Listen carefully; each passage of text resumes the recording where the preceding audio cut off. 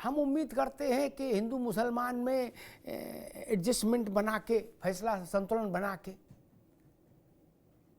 गंगा जमुना को बना के, अदालतों का ये काम नहीं। एडजस्टमेंट बनाना नेताओं का काम, सरकारों का काम, समाज का काम, अदालतों का नहीं। अदालतों का काम है सच को सच कहना, अच्छा लगे तो बुरा लगे तो। क्या अगर संतुलन बनाने लगी अदालतें तो किसी को दंड ही नहीं दे पाएंगी। ना ना ना, दीक्षित जी गलत तो नहीं कह रहा। ये संतुलन बनाने का काम उनका जो चुनाव लड़ते हैं। जज साहब चुनाव नहीं लड़ते, मनीष बाबू गलत तो नहीं कह रहा। इसलिए अदालत में संतुलन का कोई मसला नहीं कि एक मिर्च का पकौड़ा तो एक रसगुल्ला भी देंगे, बोले मिर्च लगे तो खा लेना, ऐसा थोड़ी ना काम है। आपका केस मिर्च का पकौड़ा तो मिर्च का पकौड़ा खाओ, फिर चिल्लाते धुआं निकलेगा काम से। ये मसला है। अदालतों को ये जिम्मा लेना भी नहीं चाहिए। ये प्रशासन का काम है, शासन का काम है, सत्ता का काम है। आपका काम है दूध का दूध, पानी का पानी कर दीजिए। किसी को अच्छा लगे बुरा लगे, इससे क्या फर्क पड़ता है? क्या अदालतें चेहरा देखकर तिलक करेंगी? नहीं कर सकती ना नाजिम भाई। यही आपकी बात गलत है। आप अदालत से ऐसी अपेक्षा रख रहे हो कि नहीं, समझा करो। हाँ हाँ, गंगा जमुना भाईचारा, नहीं नहीं, उनको चुनाव लड़ना है, नारे लगाएंगे गंगा जमुना भाईचारा। और एक बात मुझे याद आती है, हाजी भाई, संविधान, कोर्ट, अदालत, इन सब की आपने कैसी दुर्दशा की थी। मैं कुछ शब्द और बोलना चाहता था, लेकिन ये राष्ट्रीय चैनल है, इस पर नहीं बोलूँगा। कैसी दुर्दशा की आपने नहीं देखी होगी, मैंने देखी शाहबानों के केस में। क्या आपने तो जजों का ही भुर्ता बना दी, निकाल दिया था। उन्हीं के शव यात्रा निकाल दी थी, मैयत निकाल दी थी देश भर में। नहीं, हमको तो याद है राजीव गांधी की सरकार ने सुप्रीम कोर्ट का फैसला पार्लियामेंट में लाके पलट दिया था। जियाउर रहमान अंसारी ने क्या कहा था? मैं था पार्लियामेंट में, क्या कहा था आपको याद नहीं होगा, गूगल पे भी पता नहीं है कि नहीं है, अब तो वो भी मर गए। जियाउर रहमान अंसारी, उन्होंने क्या कहा था कि राजीव जी भड़बूजों से कुरान की व्याख्या कराओगे तो यही फैसले आएंगे। किसके लिए कहा था भड़बूजे? तब संविधान नहीं बिकता था, तब संविधान की किताब आप लोग पास नहीं आई थी, तब भी संविधान छपता था, तब नहीं था। बोलो ना, या पैसा नहीं था इसलिए संविधान नहीं ला पाए थे। दोनों बातें गलत है। तब ने देखा था कि कानून सर्वोच्च होता है सुप्रीम कोर्ट, नहीं ना। कड़वा कड़वा थू ओ मीठा मीठा गप। शाहबानों का मसला हो तो बोले ईंट से ईंट बजा देंगे सुप्रीम कोर्ट की। बाजी वाह। एक नाजिम साहब ने एक बताया कि हिंदू पक्ष के लोग राम मंदिर में नहीं मानते थे कि कोर्ट का भी फैसला नहीं मानेंगे। कोर्ट का फैसला सब मानेंगे, और माना। लेकिन 1987 में एक रैली हुई थी, मनीष बाबू सुन लीजिए, बड़ी काम की चीज है, दिल्ली में।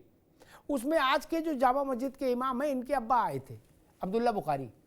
क्या उनने मालूम नाजिम साहब क्या गंगा जमुनी भाषण दिया था? बता दें, भाईचारा, गंगा जमुनी, रुमाली रोटी। मालूम क्या बोले थे वो? मुसलमानों डरना नहीं है, बाबरी मस्जिद की एक ईंट अगर किसी ने निकाली तो हिंदुस्तान के इतने टुकड़े होंगे कि गिन नहीं पाएंगे। क्या बोलो गंगा जमुना की जय, बोलो भाईचारा की जय, नहीं बोलो रुमाली रोटी वाले की जय। यही ना, यही संतुलन था। और राजीव गांधी से मालूम क्या कहा था उन्होंने? सुन लो राजीव गांधी, तुम्हारे खानदान की हुकूमतें हमारे कदम बोसी करके रही हैं, हमारे कदम बोसी करके रही हैं, तुमको भी हमारी कदम बोसी करनी पड़ेगी। हाजी साहब, आप तो विद्वान व्यक्ति, कदम बोसी का तो अर्थ मतलब जानते होंगे क्या है? मौलाना माइक पर बोले थे, कान में नहीं। ये गंगा जमुना है, ये भाईचारा है, ये रुमाली रोटी है, ये इतर फुलेल है। हम मजाक करते हो यार। आप मुझे एक अवसर बता दीजिए जब बख्श दिया हो। नहीं ना, आपने जजों को नहीं बख्शा।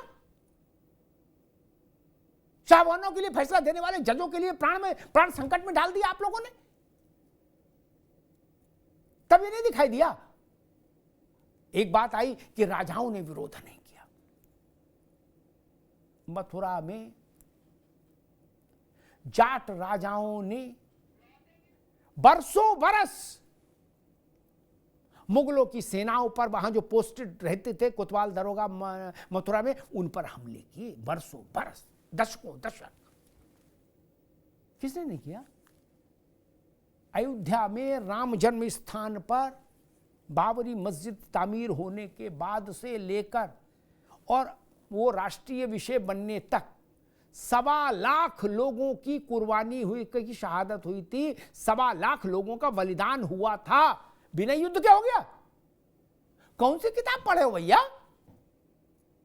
कौन सी किताब पढ़े हो आप?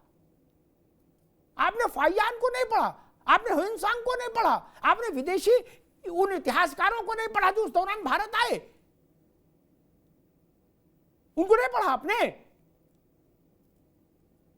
उन्होंने लिखा है कि हिंदू वहां सर पटकता है अयोध्या में राम चौतरे पर और रोता है। वो पोलो ग्राउंड है क्या?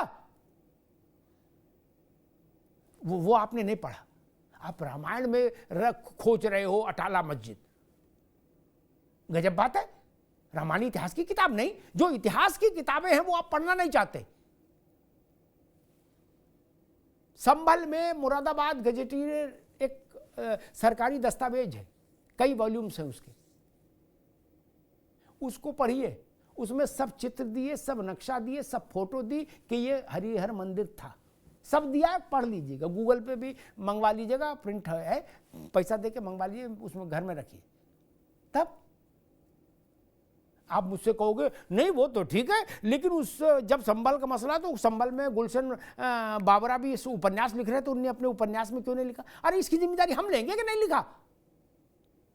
इतिहास में जो लिखा है वो तो पढ़ो। नहीं, आप महात्मा तुलसीदास को अपनी ढाल बनाने की कोशिश मत करिए। या और अगर ऐसा करेंगे तो एक मासूम सवाल, मुझे इस्लाम के वो बड़े ग्रंथ बताइए जी। ये आखिरी सवाल है, इसी के साथ हाजी साहब तैयारी करिएगा, अगली बार मिले तो आप हमको वो जानकारी दें तो मैं आपका शुक्रगुजार रहूँगा।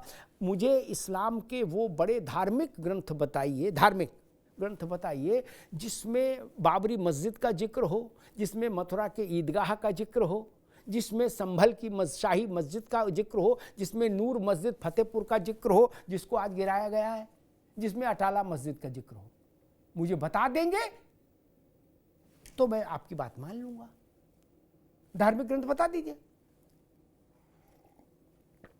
जिसमें फतवा देने की विधि लिखी हो, जिसमें सुन्नत की विधि लिखी हो, जिसमें खतना का तरीका लिखा हो, जिसमें आपकी सब व्यवस्थाएं लिखी हैं, उनमें दिखा दीजिए कहाँ अटाला का नक्शा है, मैं मान लूंगा। बात है क्या? नहीं ना? हो तो दिखा दीजिए। आप तो कह रहे हो कयामत से है और कयामत तक रहेगी, तो कहीं ना कहीं तो आप लोगों ने भी लिखा पढ़ी की होगी। हिंदू पक्ष आपको वेद दिखा रहा है, पुराण दिखा रहा है, स्मृतियां दिखा रहा है, उपनिषद दिखा रहा है। आप एक दिखा दो कि भाई साहब मैं ये किताब ले आया है 5-2,500 साल पुरानी, इसमें देखो अटाला की फोटो है, ले आइए, ले आइए ना।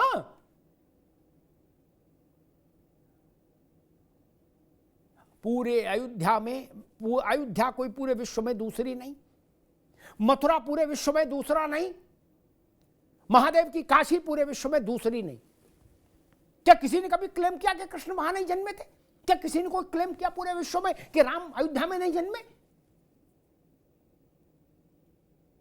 आप मुझे अपने धार्मिक ग्रंथों से दिखा दीजिए ना कि ना भाई साहब ये बाबरी मस्जिद इसलिए हमारे लिए जान से ज्यादा प्यारी थी।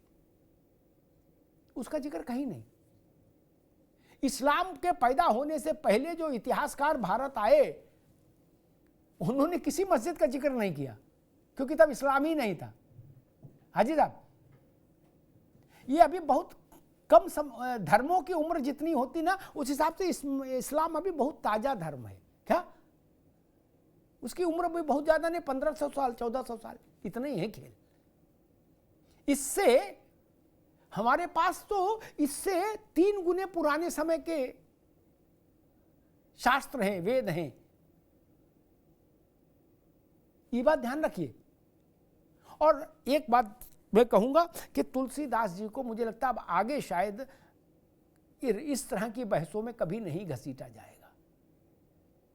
तुलसीदास को इस दृष्टि से मत पढ़िए, वो अमीन और लेखपाल नहीं थे, ना आपके लिए वो अमीन और लेखपाल बनेंगे। वो हमारे हृदय में विराजित हैं।